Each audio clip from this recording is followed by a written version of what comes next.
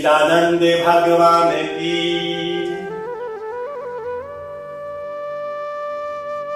सुखदेव जी कहते हैं कि एक बार महाराज यदु जंगल के अंदर शिकार के लिए जब गुजर रहे थे, तभी उन्होंने भगवान नारायण के अवतार दत्तात्रेय को एक सन्यासी के वेश में, एक साधु के वेश में उनसे भेंट हुई। जैसे ही दत्तात्रेय जी को देखे, महाराज यदु उनके चरणों के अंदर गिर पड़े, प्रणाम किया और एक प्रश्न पूछा, हे महाराज, हे मेरे ब्राह्मण देवता, हे सन्यासी देवता, हे मेरे प्रभु,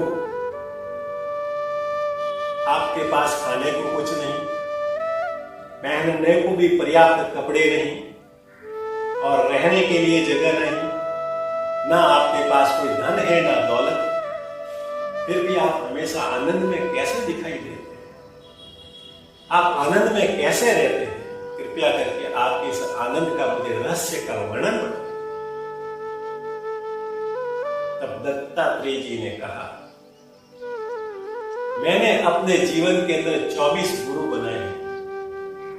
उन 24 गुरु से जो जो मैंने शिक्षा प्राप्त की, उन 24 गुरु से जो जो मैंने सीखा, उससे प्राप्त ज्ञान से ही मैं हमेशा सदा सदा के लिए आनंदित रहता।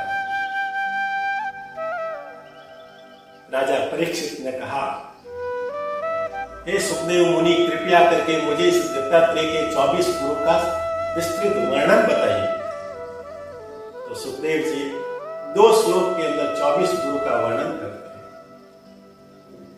पृथ्वी वायु आकाश ओ अग्नि चंद्रमा रवि कपोतो अजगर सिंधु पतंगो मधुकृत गज मधुहो हिरण्यो मीन पिंगला पुरो अवर्कः कुमारेशर कृत सर्प पूर्ण नाभि सुपेश।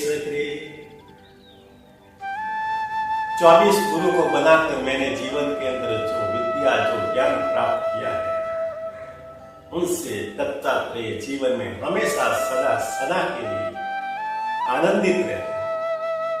जिसमें पृथ्वी से उन्होंने सहनशीलता का ज्ञान प्राप्त किया, वायु से ये प्राप्त किया कि वायु जिस स्थान से गुजरती है, वहां चाहे सुगंध हो या दुर्गंध, उनको साथ में लेकर जाती है और उस स्थान को पवित्र और सुंदर बना देती है। तीसरा गुरु आकाश को बनाया। सुखदेव जी कहते हैं कि जिस प्रकार से आकाश अनंत है, अविनाशी है, सर्वत्र है, वैसे ही परमात्मा भी अविनाशी है, सर्वत्र है, अनंत है।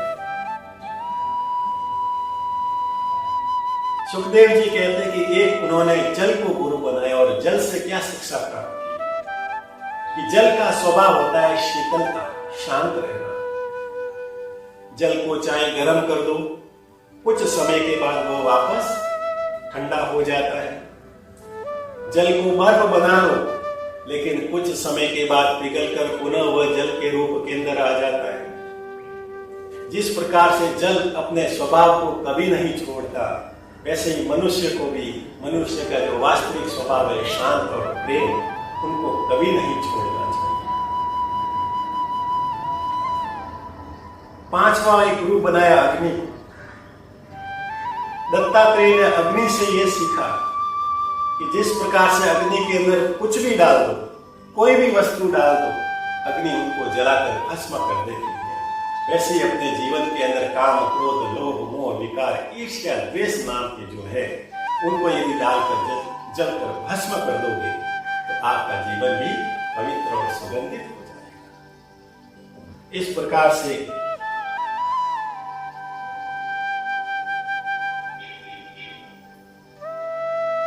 एक गुरु कंवारी कन्या का बना। एक बार कंवारी कन्या के दोनों हाथ के अंदर चूड़ियां पहनी हुई थी। और वो हाथों से जब काम कर रही थी तो उस चूड़ियों की दोनों के टकराव से उसकी आवाज होने लगी। उस खनखन की आवाज से उनको परेशानी होने लगी तो एक हाथ से वो चूड़ियां निकाल दी। अब एक हाथ में पहनी हुई चूड़ियों से किसी भी प्रकार की ना कोई टकराव होता और ना ही आवाज आती। दत्तात्रेय ने उनसे सीखा कि जीवन के अंदर यदि परमात्मा को याद करना है, परमात्मा की प्राप्ति करनी है, उनका ध्यान करना है तो अकेले रहकर ही करना चाहिए। ज्यादा होगे तो टकराव होगा और वहां पर अशांति होगी और परमात्मा से ध्यान कभी नहीं मिलेगा।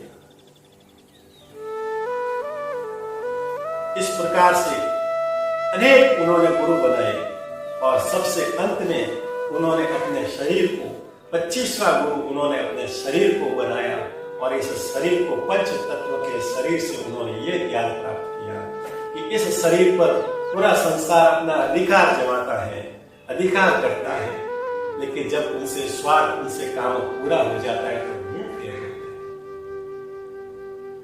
माता पिता कहते हैं कि इस शरीर को मैंने जन्म दिया इसलिए इस पर मेरा अधिकार है। जब उनका विवाह होता है तो पत्नी उनके साथ आती है।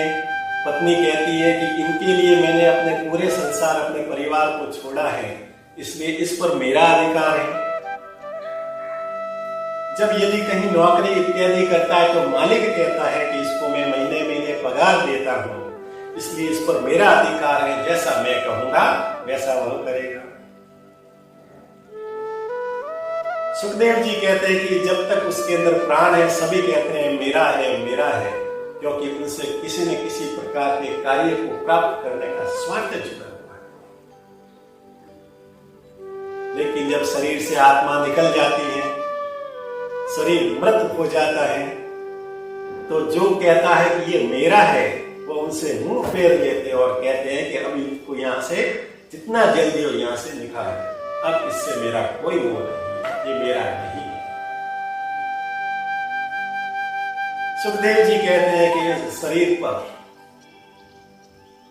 इस शरीर से जो मोह, जो संबंध, जो प्रेम रखता है उसका केवल एक ही होता है, उनसे किसी न किसी प्रकार का स्वार्थ होता है। यदि इस शरीर से स्वार्थ, संबंध, प्रेम इत्यादि छोड़कर ये पूरा का पूरा संबंध और प्रेम परमात्मा से लगा दे तो इस जीवन में तो कल्याण होता ही है, इस जीवन के बाद भी परमात्मा की प्राप्ति हो जाती है। बोलिए बांके बिहारी लाल की, सच्चिदानंद भगवान की।